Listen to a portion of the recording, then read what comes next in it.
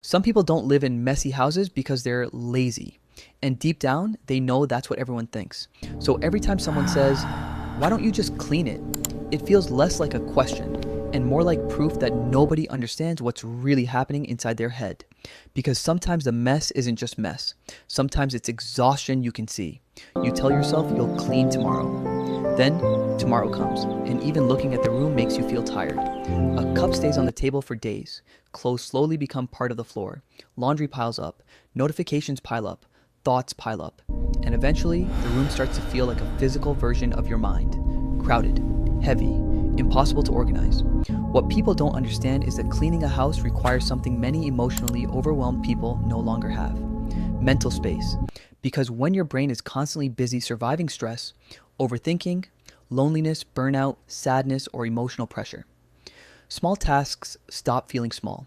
Even deciding where to begin can feel exhausting. So you walk into the room, look around for a few seconds, and quietly leave again, not because you don't care, but because your brain already feels overloaded before you even start. And the strange part is, the mess itself slowly becomes emotionally complicated.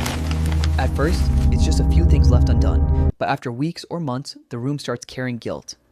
Every object becomes a reminder. You still haven't fixed your life. You still can't keep up. Normal people don't live like this. So instead of motivating you, the mess starts draining you emotionally. And people rarely talk about this part. Sometimes the house stays messy because cleaning would force you to emotionally face yourself. The unopened packages, the laundry from difficult weeks, the dishes from nights you barely had energy to exist. Cleaning means confronting time, confronting avoidance, confronting how long you've actually been struggling. And for emotionally sensitive people, that can feel overwhelming. There are people who can handle stressful jobs, take care of others, answer texts politely, smile in public, then go home and stare at a pile of clothes for 2 hours without moving. Because emotional exhaustion doesn't always look dramatic. Sometimes it looks like a bedroom nobody sees, a sink full of dishes, or a person sleeping beside unfinished tasks every night while silently hating themselves for it. And the worst part? Most people think shame creates motivation, but usually, shame creates paralysis. The more embarrassed someone feels about their environment, the harder it becomes to start. That's why some people avoid inviting others to their sleepovers. Why they panic when someone says, "I'm nearby, can I come in?" Because it's never just about the house. It's about what they think the house says about them. There's also something else people misunderstand. Sometimes clutter becomes emotional protection. Not intentionally, not consciously, but chaos can become familiar. When life feels emotionally unstable, people often stop controlling their surroundings because internally they already feel out of control. And oddly enough, the mess starts feeling safer than the pressure of trying to become perfect again.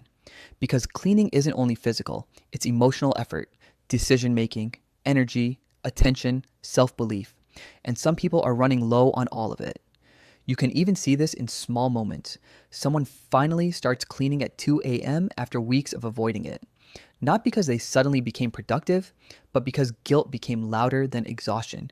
Or someone cleans frantically before guests arrive, then loses all energy again afterward. Or they organize one tiny corner of the room and stare at it for a while because for a few seconds, their mind finally feels quieter too. And maybe that's the part people need to hear more often. A messy house is not always a sign of laziness. Sometimes it's a sign that someone has been emotionally carrying too much for too long without support. Sometimes the person living there is fighting invisible battles nobody notices because they still show up to work, still reply, "I'm fine," still function just enough to survive. And sometimes, cleaning the room was never the real problem. The real problem was feeling mentally alone inside it.